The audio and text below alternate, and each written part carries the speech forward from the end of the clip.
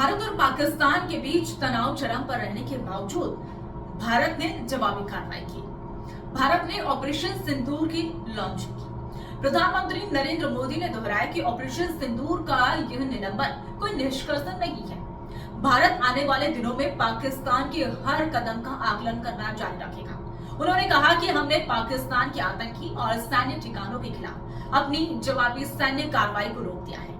आने वाले दिनों में हम पाकिस्तान की हरकतों का परीक्षण करेंगे और देखेंगे कि उसका रवैया क्या है। भारत की तीनों सेनाएं, हमारी वायुसेना, हमारी थल सेना और हमारी नौसेना, हमारी सीमा सुरक्षा बल बीएसएफ, भारत के अर्धसैनिक बल लगातार अलर्ट है। सर्जिकल स्ट्राइक और एयर स्ट्राइक के बाद अब ऑपरेशन सिंदूर आतंकवाद के खिलाफ भारत की नीति है। इसके साथ ही प्रधानमंत्री नरेंद्र मोदी ने 3 सिद्धांत सेट कर दिए और बताया कि आने वाले समय में भारत कौन से रुख अपना सकता है और अपनाने वाला है। भारत की शर्तों पर निर्णायक जवाबी कार्रवाई होगी।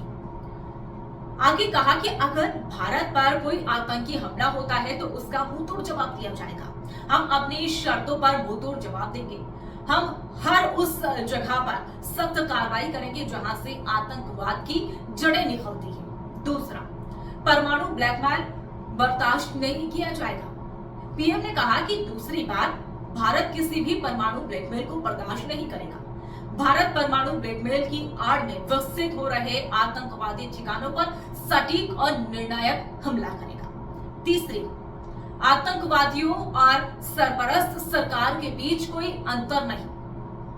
प्रधानमंत्री ने कहा कि तीसरी बात, हम आतंकवाद को प्रायोजित करने वाली सरकार और आतंक के मास्टरमाइंड के बीच कोई अंतर नहीं करेंगे।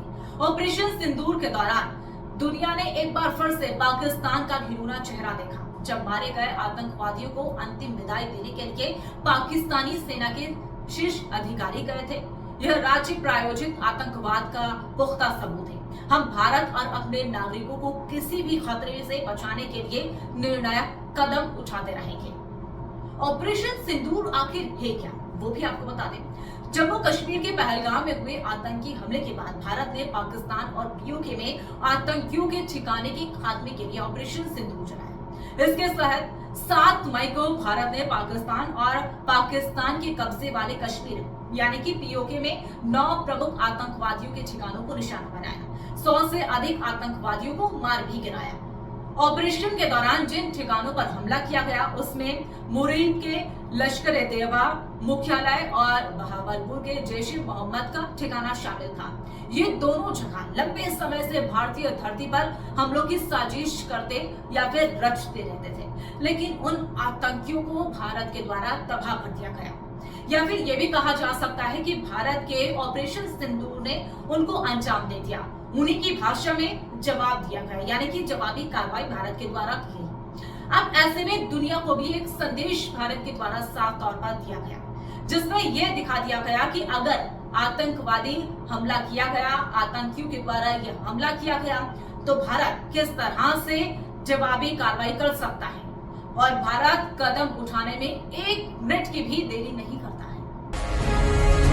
जी भारत।